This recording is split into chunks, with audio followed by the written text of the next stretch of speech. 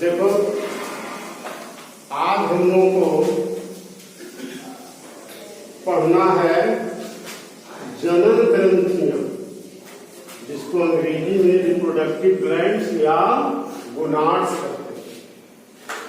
तो जनन ग्रंथियों के अंतर्गत दो ग्रंथियां आती हैं। एक का नाम है टेस्टिस और दूसरे का नाम है ओवरी।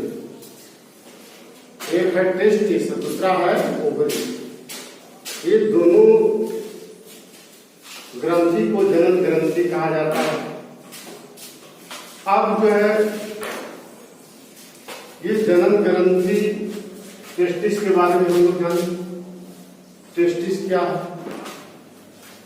पुरुषों में एक जोड़ा टेस्टिस होता है, वृषण होता है। यह वृषण एब्डोमिनल कैविटी, जो हम लोग का नीचे एब्डोमिनल कैविटी है, उसके बाहर होता है। तो ये जो दोनों टेस्टिस यानी वृषण होता है, एक थैली में बंद होता है। उसको हम कहते हैं स्क्रोटम। जो मुख्य बातें हम बोलते हैं उसको आप लोग ध्यान दीजिएगा, नोट कीजिएगा। ये दोनों जो वृषण होता है, वृषण कोश में होता है, जिसको हम कहते हैं स्क्रोटम। स्क्रोटम कहा जाता है। तो यह जो है जनन ग्रंथि तो है ही, साथ साथ ये अंतःस्रावी ग्रंथि का भी काम करता है। ये दोनों जनन ग्रंथियां जो है अंतःस्रावी ग्रंथि की तरह भी व्यवहार करता है, यानी डबल नेचर का होता है, दो तरह का नेचर दिखाता है। जनन की प्रक्रिया में भाग लेगा, साथ में ये हार्मोन का भी सिक्रेशन करता है, दोनों तरह का काम करता है। तो हम लोग को ये वृषण के बारे में जानना है कि ये वृषण जो होता है पुरुषों में होता है, एब्डोमिनल कैविटी से बाहर होता है, एक जोड़ा होता है, टेस्टिस के अंदर होता है। इस टेस्टिस के अंदर सेमिनिफेरस ट्यूब्यूल पाए जाते हैं। सेमिनिफेरस ट्यूब्यूल होता है और उसके अंदर जो है इंटरस्टिशियल सेल्स होते हैं, जिनके द्वारा छोटी छोटी इकाइयां, रिप्रोडक्टिव इकाई, मेल रिप्रोडक्टिव इकाई जो है उत्पन्न होते हैं, जिसको हम स्पर्म कहते हैं। यानी स्पर्मेटोजेनेसिस की प्रक्रिया होती है टेस्टिस के भीतर में। अब ये स्पर्मेटोजेनेसिस की प्रक्रिया होने से उसमें जो है स्पर्म का निर्माण होता है। यानी ये जो है एक हार्मोन सेक्रेट करता है इंटरस्टिशियल से, जिसके चलते जो है वो स्पर्म का फॉर्मेशन होता है। उस हार्मोन का नाम है टेस्टोस्टेरोन। ये टेस्टोस्टेरोन हार्मोन होता है एक्चुअल में एंड्रोजेनिक होता है। एंड्रोजन का सबसे प्रमुख हार्मोन है टेस्टोस्टेरोन। ये नर हार्मोन हुआ एंड्रोजन। ये जो है सब नर हार्मोन का, एंड्रोजन का सबसे प्रमुख हार्मोन है टेस्टोस्टेरोन। इसी हार्मोन के प्रभाव से स्पर्म का फॉर्मेशन होता है टेस्टिस के अंदर। हमने कहा कि उसके अंदर जो है इंटरस्टिशियल सेल होता है, जिसके द्वारा ये हार्मोन का सिक्रेशन होता है। इसी हार्मोन के प्रभाव से स्पर्म का निर्माण होता है। तो अब हमको जानना है कि ये जो टेस्टोस्टेरोन है वो हमारे शरीर में उसका क्या कार्य है। टेस्टोस्टेरोन जो होता है उसका एक काम है जो लिखे द्वितीय लैंगिक लक्षण, सेकेंडरी सेक्सुअल कैरेक्टर का काम करता है। इसका मतलब ये होता है, ये जो हार्मोन होता है एक्चुअल में निकलता है टेस्टिस से कब निकलता है? जब इस तरह का, जैसे मनुष्य प्यूबर्टी में इंटर कर जाता है, यौवनावस्था को जब मनुष्य प्राप्त करता है, तो उस समय पिट्यूटरी ग्लैंड से, पीयूष ग्रंथि के अग्रभाग से एलएच हार्मोन का सेक्रेशन होता है। तो एलएच हार्मोन जो सेक्रेट होता है पिट्यूटरी ग्लैंड से, उसी हार्मोन के चलते वो उद्दीप्त करता है, स्टिमुलेट करता है किसको? टेस्टिस को, टेस्टोस्टेरोन उत्पन्न करने के लिए। जब बच्चा थोड़ा वयस्क हो जाता है तो ये हार्मोन निकलता है, लेकिन इस हार्मोन को निकालने में, सेक्रेट करने में सबसे प्रमुख योगदान है एलएच हार्मोन का। उस एलएच हार्मोन के चलते, जिसका नाम है ल्यूटेनाइजिंग हार्मोन, ये जो है इंटरस्टिशियल सेल को स्टिमुलेट करता है। किसको? इंटरस्टिशियल सेल जो होता है वो टेस्टिस के अंदर, उसको स्टिमुलेट करता है टेस्टोस्टेरोन हार्मोन उत्पन्न करने के लिए। और जब हार्मोन निकलने लगता है तो ये जो है तब ये उत्पन्न करने के लिए स्टिमुलेट करेगा जब वो व्यक्ति अब यौवनावस्था को प्राप्त करेगा, प्यूबर्टी स्टेज में आ जाएगा। तो ये हार्मोन का फंक्शन टेस्टोस्टेरोन का, हमने कहा कि एंड्रोजेनिक होता है। एंड्रोजन हार्मोन का सबसे प्रमुख हार्मोन है टेस्टोस्टेरोन। तो ये टेस्टोस्टेरोन क्या करता है? टेस्टोस्टेरोन का एक काम है कि द्वितीय गौण लक्षण या द्वितीय लैंगिक लक्षण में भाग लेता है। इसमें क्या होता है? व्यक्ति के, पुरुषों के जो दाढ़ी मूंछ आते हैं या जो है शरीर के विभिन्न भागों में जो है जो बाल उत्पन्न होता है, उसमें ये हार्मोन की भूमिका होती है। इसको हम कहते हैं masculine secondary sexual character. Masculine का मतलब हुआ पुरुष, नर में जो ये हार्मोन उत्पन्न होता है, इसीलिए इसमें जो कैरेक्टर उत्पन्न होता है उसको हम द्वितीय गौण लक्षण चाहे द्वितीय लैंगिक लक्षण भी बोलते हैं। क्योंकि नर में है इसीलिए इसको मैस्कुलिन सेकेंडरी सेक्सुअल कैरेक्टर भी कहते हैं। इस द्वितीय गौण लक्षण में चाहे द्वितीय लैंगिक लक्षण में पुरुषों के पेनिस, जो पेनिस होता है वो इनलार्ज हो जाता है और साथ में स्क्रोटम के भाग से, बाहरी भागों से हेयर जो है उत्पन्न होता है, आवाज भारी हो जाता है। देखे होंगे बच्चों का, जो लड़का जो है 20 वर्ष की उम्र के आसपास आ जाता है तो उसका आवाज थोड़ा भारी हो जाता है। तो उसमें जो है लो पिच होता है। लो पिच, लड़कियों के जो पिच होता है वो हाई पिच साउंड कहते हैं। तो लड़कों का जो ध्वनि होता है वो लो पिच साउंड कहते हैं, उसको भारी आवाज होता है। तो ये भारी आवाज होना, दाढ़ी मूंछ आना, छाती में बाल होना, या ये सब जो कैरेक्टर है इसको हम द्वितीय लैंगिक लक्षण या इसको जो है द्वितीय गौण लक्षण भी कहते हैं। तो ये सब जो उत्पन्न होता है ये टेस्टोस्टेरोन के चलते होता है। टेस्टोस्टेरोन जो उत्पन्न होता है टेस्टिस से, वृषण से, उसी के चलते ये होता है। ये पुरुषों में सेक्सुअल डिजायर, लैंगिक जो लक्षण का जो दिमाग में जागरूक होता है, लैंगिक लक्षण से संबंधित जो इच्छा होती है वो जाहिर होता, माने जागृत होता है पुरुषों में। यही है सेक्सुअल डिजायर। अब जो है दूसरा क्या है? स्पर्मेटोजेनेसिस। हमने पहले भी बताया कि टेस्टोस्टेरोन जो होता है वृषण के अंदर अनेक संख्या में, लाखों की संख्या में स्पर्म का निर्माण करता है। कोई पूछेगा कि स्पर्मेटोजेनेसिस क्या है? What is spermatogenesis? तो हम कहेंगे the formation of sperm, the process in which sperm is form, that process is called spermatogenesis. इसको कहते हैं शुक्राणु जन्म। वैसी प्रक्रिया है जिसमें वृषण के अंदर शुक्राणु बनते हैं।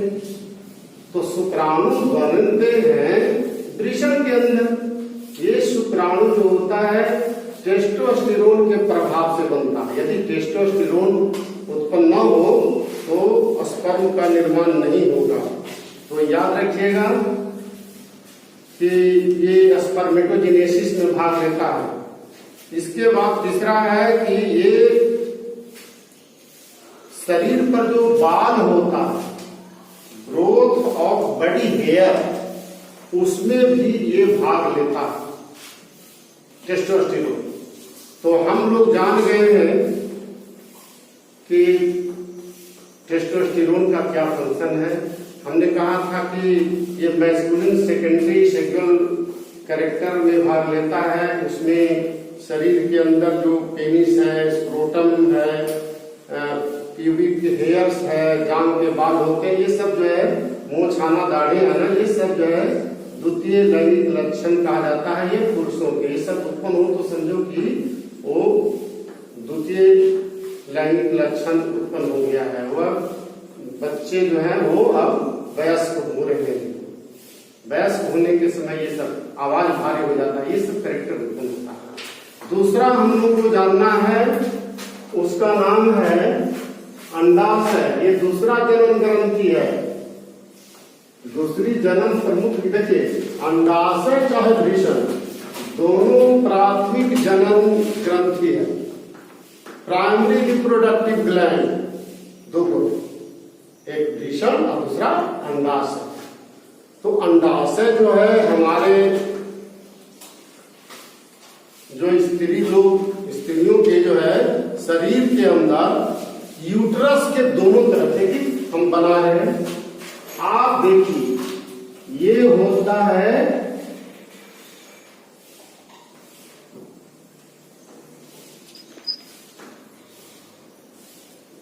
ये यूट्रस, ये है यूटिरस, ये यूटिरस है। यूट्रस के दोनों तरफ ये देखिए इस तरह से मुड़ी हुई रचना इस तरह की होती है। इधर से भी अब यहां अंडाशय होता है, इधर भी अंडाशय होता है। यही है ओवरी, इसका नाम फैलोपियन ट्यूब है। तो ये ओवरी है, माने यूट्रस के दोनों तरफ, बाईं तरफ और दाईं तरफ, both side two ovary present in female and one ovary present each side of the ovary, both side of the ovary. माने दोनों तरफ जो है, ओवरी के दोनों तरफ जो है, ये यूट्रस के दोनों तरफ जो है ओवरी होता है। यूट्रस के दोनों तरफ एक एक ओवरी होता है, यानी स्त्रियों में दो ओवरी होता है। हम कह सकते हैं one ovary present in both side of the uterus, है कि नहीं? यूट्रस के दोनों तरफ जो है ये पाए जाते हैं। अब रही बात की ये जो ओवरी होता है, ये जो है 3 प्रकार के हार्मोन का सेक्रेशन करता है। 3 प्रकार के इससे हार्मोन निकलता है। एक का नाम है एस्ट्रोजेन। क्या नाम है? एस्ट्रोजेन। पहला जो हार्मोन है वो है एस्ट्रोजेन।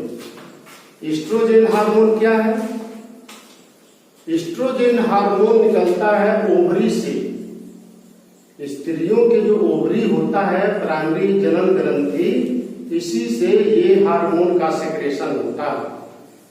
तो ओवरी में क्या होता है जिससे निकलता है? ओवरी के अंदर ग्राफिन फॉलिकल होता है। देखिए ये फॉलिकल सेल है, और यही जब डेवलप हो जाएगा ना, तो इस सेल को हम कहेंगे ग्राफियन फॉलिकल। Graafian follicles. तो ग्राफियन फॉलिकल जो होता है उसके अंदर एक ओवम होता है, इसी के अंदर एक ओवा होता है, तब हम कहेंगे ग्राफियन फॉलिकल। ये फॉलिकल सेल है, फॉलिकल सेल से ही डेवलपमेंट होता है ग्राफियन फॉलिकल का। तो ये ग्राफियन फॉलिकल से एक्चुअली में इस हार्मोन का सिक्रेशन होता है। ओवरी तो हुआ पूरा ना, इस पूरे भाग को हम ओवरी कहेंगे। अब उस ओवरी के अंदर फॉलिकल सेल है, फॉलिकल सेल में ग्राफियन फॉलिकल है, तो ग्राफियन फॉलिकल से एस्ट्रोजन हार्मोन का सिक्रेशन होता है। तो ये एस्ट्रोजन हार्मोन जो होता है ये सेकेंडरी सेक्सुअल कैरेक्टर जो है स्त्रियों में विकसित करता है, स्त्रियों में सेकेंडरी सेक्सुअल कैरेक्टर को डेवलपमेंट में मदद करता है। अब स्त्रियों में सेकेंडरी सेक्सुअल कैरेक्टर क्या है? At the puberty as development of breast, माने प्यूबर्टी के एज में स्त्रियों के स्तन, छाती का जो स्तन ग्रंथियों का विकास जो है ज्यादा हो जाता है। अच्छा, उसी तरह से deposition of fats on thigh, ये जो जांघ वाला जो पोर्शन है उसमें फैट्स का जो है डिपोजिशन हो जाता है। उसके बाद ग्रोथ ऑफ यूट्रस, ये जो यूट्रस देख रहे हैं ये यूट्रस का डेवलपमेंट होता है जब वो प्यूबर्टी एज में स्त्रियां लड़कियां पहुंचती हैं। चौथी बात है कि उसके और जो रिप्रोडक्टिव पार्ट है वेजिना जो है का डेवलपमेंट या मेंस्ट्रुअल साइकिल जो स्त्रियों में होता है, आर्तव चक्र, जब तक स्त्रियां प्रेग्नेंट नहीं होती है तो उसमें मेंस्ट्रुअल साइकिल चलता है। 28 दिन का ये चक्र होता है जिसको मेंस्ट्रुअल साइकिल कहते हैं। उसमें 4 स्टेज आते हैं, वो इसमें अभी नहीं पढ़ाएंगे। उसके बाद स्त्रियों का जो साउंड होता है वो हाई पिच साउंड कहा जाता है, हाई पिच वॉइस। तो मेमोरी ग्लैंड का development, high pitch of sound, ये सभी जो कैरेक्टर जो होता है ये सेकेंडरी सेक्सुअल कैरेक्टर जो है स्त्रियों में प्यूबर्टी के एज में जो है ये डेवलपमेंट होता है। इसके अलावा और भी जो है कैरेक्टर जो है स्त्रियों के भागों में ये डेवलपमेंट होता है। अब दूसरा जो है प्रोजेस्टेरोन हार्मोन, दूसरा हार्मोन का नाम है वो है प्रोजेस्टेरोन। ये प्रोजेस्टेरोन हार्मोन क्या है? ये देखिए प्रोजेस्टेरोन हार्मोन कैसे निकलेगा। ये ग्राफियन फॉलिकल से जब अंडा इसके अंदर चला जाएगा होगा, अभी फट जाएगा, जब फट जाएगा तो इसके बाद इसके अंदर का अंडा इसमें चला जाएगा फैलोपियन ट्यूब में। इसका नाम है फैलोपियन ट्यूब, फैलोपियन ट्यूब। तो इस फैलोपियन ट्यूब में अंडा चला जाएगा होगा, जब इसमें चला जाएगा तो ये ग्राफियन फॉलिकल क्या हो जाएगा? रप्चर्ड हो जाएगा ना, फट जाएगा। तो ये जो फटा हुआ रचना बाद में इस प्रकार से ये गुण हो जाता है, उसमें अब अंडा नहीं रहेगा, अंडा तो निकल के चला गया इसमें।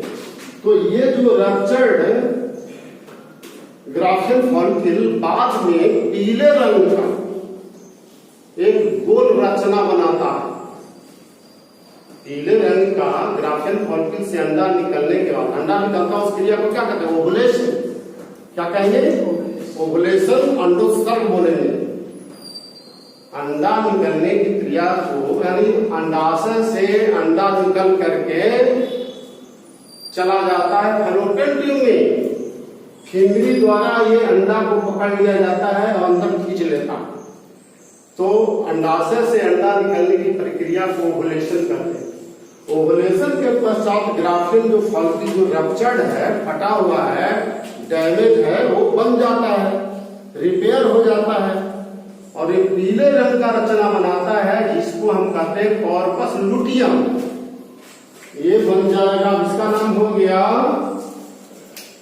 Corpus luteum. ये हो गया, ये कॉर्पस लुटियम हो गया। अब इस कॉर्पस लुटियम से हार्मोन का सेक्रेशन होता है। उस हार्मोन का नाम है प्रोजेस्टेरोन।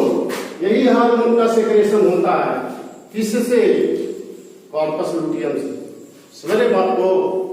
अरे ग्राफ्टिन फॉल्की से अंदर निकल गया तो चला गया फिलिपिन में। अब ग्राफ्टिन फॉल्की जो फटा है वो मरम्मत हो जाएगा, उससे एक हार्मोन निकलेगा। अब वो जो है इंडोक्राइन ग्लैंड की तरह काम करेगा, कॉर्पस लुटियम, क्योंकि उससे प्रोजेस्टेरोन हार्मोन निकलता है। ये प्रोजेस्टेरोन हार्मोन स्त्रियों के यूट्रस के दीवार को मजबूती प्रदान करता है। काहे के लिए? बच्चों के डेवलपमेंट के लिए। इंडोमेट्रियम में देखो, ये जो लेयर होता है इसी को कहते हैं इंडोमेट्रियम लेयर। यानी गर्भाशय के भीतर में जो दीवार है ना, उसी को कहा जाएगा इंडोमेट्रियम लेयर। Endometrium layer. यहां भी कुछ होता है ऊपर की ओर, तो ये इंडोमेट्रियम लेयर है। ये मोटा हो जाएगा जब प्रोजेस्टेरोन हार्मोन से निकलने लगेगा, तब ये जो है ये इंडोमेट्रियम लेयर को क्या कर देगा? थिक बना देगा, मोटा बना देगा। क्योंकि जो यहाँ फर्टिलाइजेशन के बाद जब यहाँ पर भ्रूण आ जाएगा तो ये इसको जकड़ लेगा, फिक्स करेगा। तो हम कहेंगे कि progesterone also helps in fixation of embryo in uterus. यह जो है फर्टिलाइजेशन के बाद जो एम्ब्रियो बनता है उसको इसमें इंडोमेट्रियम लेयर में फिक्स करने का भी काम करता है। और जब तक जो है वो स्त्री गर्भित रहेगी तब तक जो है वो स्त्री में जो है वो मेंसेज नहीं होगा, ओवुलेशन नहीं होगा। तो ओवुलेशन क्रिया को भी रोकता है कौन? ओवुलेशन क्रिया को रोकता है प्रोजेस्टेरोन हार्मोन। जब तक प्रोजेस्टेरोन हार्मोन का सेक्रेशन होता रहेगा तब तक वो स्त्री जो है के शरीर में ओवुलेशन नहीं होगा, मेंस्ट्रुअल साइकिल भी नहीं चलेगा। वो स्त्री में ऋतुस्राव मेंस्ट्रुएशन ये जब भी बोलते हैं सब, ये सब नहीं होंगे जब तक कोई स्त्री बच्चे को जन्म नहीं दे देगी। समझ गए? तो ये है प्रोजेस्टेरोन का फंक्शन। तो याद रखेंगे कि प्रोजेस्टेरोन जो होता है इंडोमेट्रियम लेयर को जो है मरम्मत करता है और उसके थिकनेस को बढ़ाता है, एम्ब्रियो के अटैचमेंट में मदद करता है, फिक्सेशन में मदद करता है, ओवुलेशन की प्रक्रिया को रोकता है। ओवुलेशन नहीं होने देगा, ओजिनेसिस नहीं होने देगा। ओजिनेसिस होगा तब ना ओवुलेशन होगा। अंडाणुजन्म की क्रिया को भी जो है वो रोक देता है। तो ये सभी जो है क्रिया जो है फंक्शन होता है आपको प्रोजेस्टेरोन में। अब अंतिम जो है उसका नाम है तीसरा, उसका नाम है रिलैक्सिन हार्मोन। ये रिलैक्सिन हार्मोन क्या है? 3 हार्मोन जो है स्त्रियों में निकलता है ओवरी से।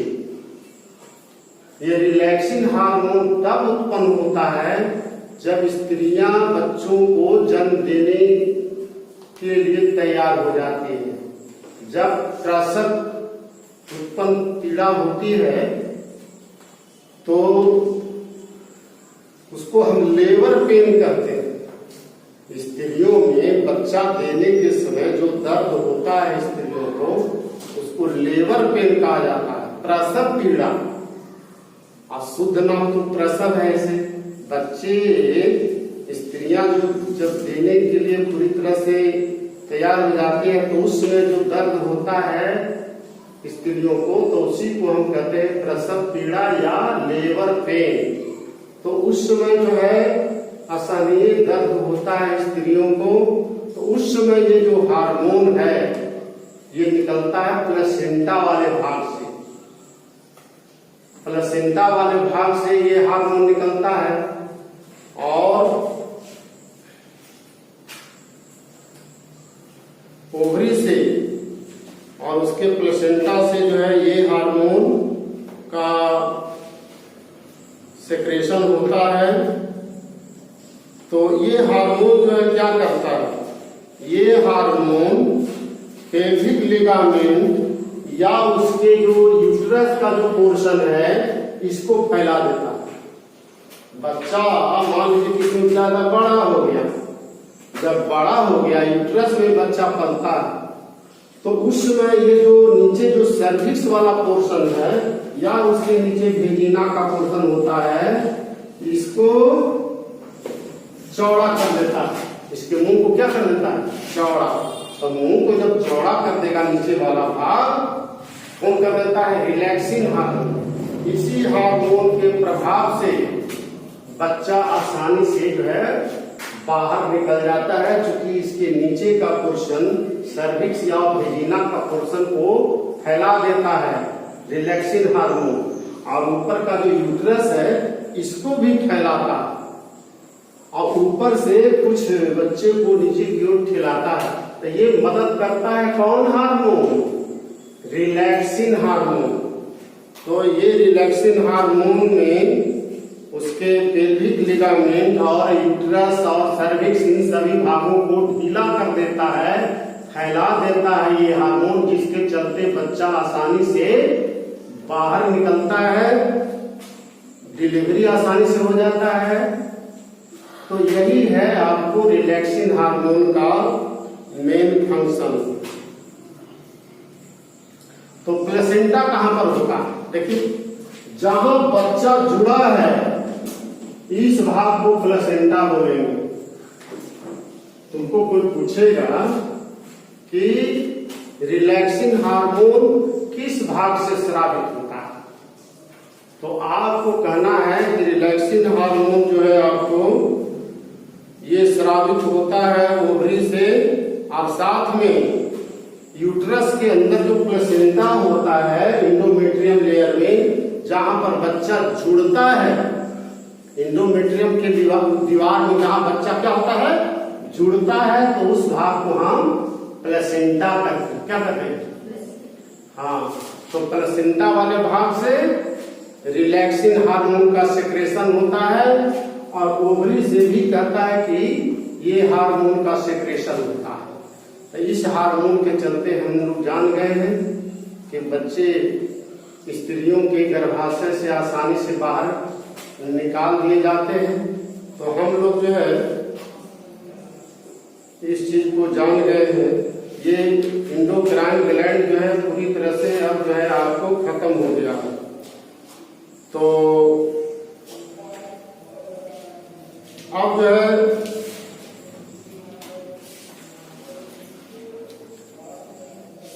तुम लोगों को इससे संबंधित रिलेटेड जो क्वेश्चन है उसको आपको बनाना है।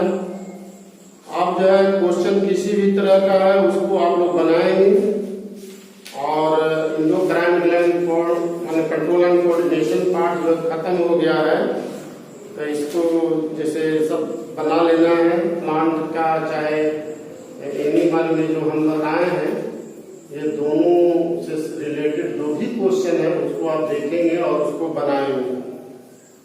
तो कुछ क्वेश्चन है, तब तक हम उसको कुछ बता दे रहे हैं। करा कि मधुमेह के रोगियों को आजकल कुछ रोगियों को जो है चिकित्सा इंसुलिन को हार्मोन देकर क्यों की जाती है, तो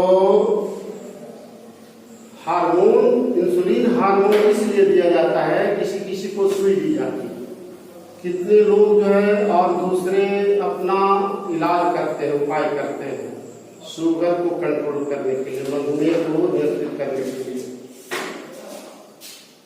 समझे ना। तो इंसुलिन जो हार्मोन होता है वह निकलता है, आपको बताया था ना कि बीटा सेल से निकलता है। तो अभी हार्मोन कम निकल रहा है तो शुगर बढ़ जाएगा आपको ब्लड में, और जब शुगर बढ़ जाएगा तो इससे जो है आपके दूसरे ग्रंथियों पर भी इसका जो है प्रभाव पड़ता है। अच्छा, शुगर बढ़ने से दूसरे ग्रंथियों पर जो हानिकारक प्रभाव पड़ता है तो शरीर जो है स्वस्थ नहीं रह जाता है, बहुत भयंकर भयंकर रोग होता है। किडनी हो गया या और भी अंग हैं उस पर जो है इसका असर पड़ता है। तो शुगर को नियंत्रित करने के लिए आजकल जो है सुई देनी पड़ती है। हमने कहा था कि पहले शुगर को मार करके इंसुलिन बनाया जाता था, उसका इंजेक्शन दिया जाता था, लेकिन आजकल बैक्टीरिया से इंसुलिन बनता है। बैक्टीरिया द्वारा जो उत्पन्न जो इंसुलिन होता है उसको हीमोलिन कहते हैं। क्या कहते हैं? हीमोलिन। तो हीमोलिन के द्वारा आजकल जो है लोगों को मधुमेह डायबिटीज रोग को नियंत्रित किया जा रहा है। बैक्टीरिया से उत्पन्न जो हार्मोन है उसको हीमोलिन कहते हैं, आज इसको नियंत्रित किया जाता है। ठीक है, तो आज जो है इतना ही पढ़ाई होगा। अब नेक्स्ट डे जो है 10th क्लास का हम जो है अब संभवतः केमिस्ट्री की पढ़ाई करेंगे। ठीक है, धन्यवाद।